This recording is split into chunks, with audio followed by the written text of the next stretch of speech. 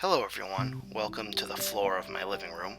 You're looking at a piece of foam right now, but this is a pretty special piece of foam. In fact, it is unique in the entire world. It's been custom created for us by a manufacturer in Wisconsin in the hopes that it'll be a step forward in our weapon making technology. Because I'm not very creative, I call this invention the Rhiassa Tube.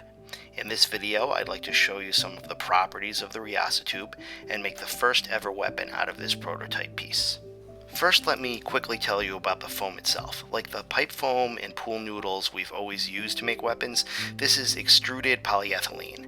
The reason it looks different from regular pipe foam is because it's a different style of polyethylene called crosslink or mini cell, where the cells of air inside the foam are many times smaller than normal.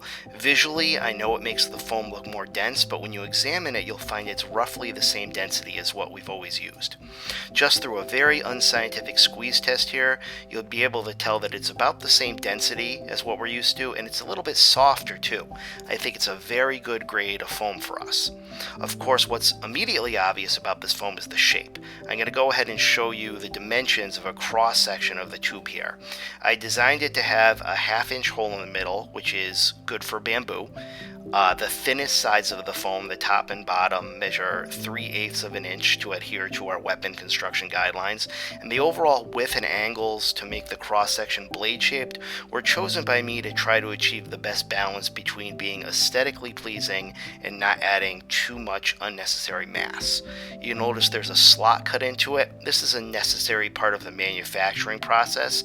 In the prototype here, it's a straight line, but in the final product, the line will be more of an interlocking zigzag in order to increase the durability of the overall foam. So I'm going to go ahead and try to make a sword out of this Rhiassa tube. I am at best a middling foamsmith, so expert crafters in our community are undoubtedly going to roll their eyes at my many mistakes and outdated methods as I put this together, so I'm going to beg for your indulgence. This is a prototype after all. If the point of this foam is to create something sword-like, then one of the challenges is sculpting the tip of the blade to look like the point of the sword and still having it be safe. So I'm just drawing some lines here to have it angle in a little bit on the long dimensions of the blade. I'll speed up this footage, no one wants to watch me draw, and then I'll use my hot wire cutter here to shave it down. And I also want to angle it in a little bit on the short dimension, so I'll draw that in too, and now I'll cut that. These aren't the cleanest cuts. Again, I really don't know what I'm doing here, but overall I think I've succeeded in creating a blade tip shape. Now let's put the sword together. I have a pretty nice piece of bamboo that I salvaged from an older weapon, so it's already got a grip on it. I've got to figure out how much foam I want to have on my blade.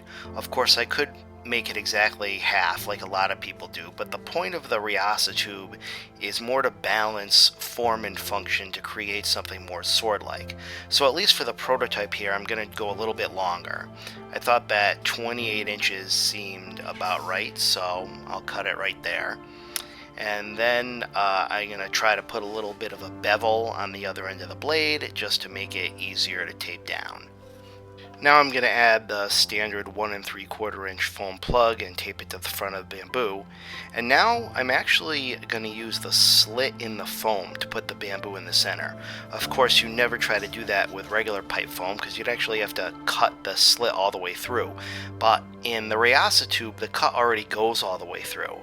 And more than that, the material itself is more robust. I feel like I can add it to the center like I'm doing right now and not actually damage the structural integrity of the foam at all. So that's a nice feature for construction.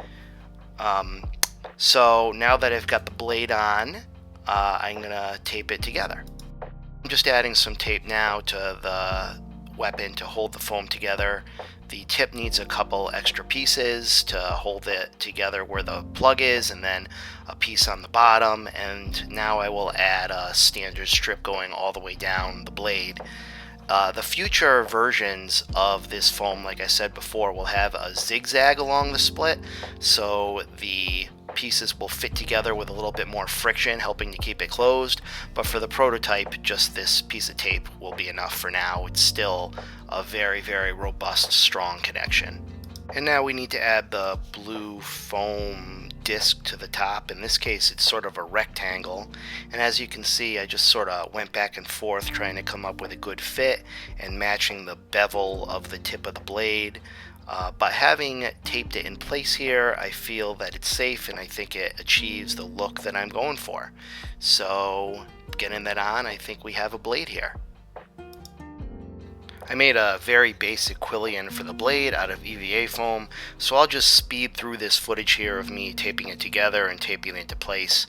Again, I'm sure those of you who are actually good at making weapons are going to find a lot of things to fault in my technique, so maybe by speeding up here I can avoid your very valid criticism. That was of course our kitten Rex, who wanted to get in the way as much as possible. And finally, I'm going to attach the blade to the bamboo with some more strapping tape, and then we're good to go, and we have a weapon that is ready to sock.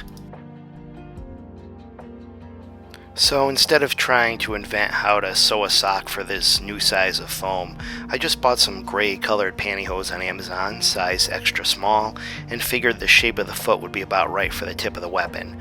I'll try to size out how much I need here, and I'm just going to speed up me fumbling through trying to get this blade on and taping it into place. Okay, that actually worked a lot better than I expected. The unevenness of my cuts are pretty visible through the sock, but a weapon made by someone more skilled than me wouldn't suffer that issue. It fits on here very well, and it's pretty lightweight. It's certainly suitable for this prototype. Okay, I spared you having to watch me duct tape the quillions and add electrical tape and neaten things up. So here we have the finished sword all taped up. I think that I achieved the overall goal of making a prototype where the sword blade looks like a sword blade. As far as the weight goes, I'm certainly no expert, but I feel it's within range of the weapons we normally use, even with the extra length of foam on the blade. I also think it's a little softer than standard pipe foam, so it might be a minor safety improvement there. I want to thank you for watching this video and allowing me to present the Rhiassa Tube to all of you. I plan on bringing this prototype along with me to the events this spring so everybody could get their hands on it and try it out. There's still some stuff to work out with the manufacturer, but I hope to have quantities available for the realms to use by this summer. And hopefully we can roll this out and it can be a real positive change to our weapon making technology for years to come. Thanks again. Jason signing off.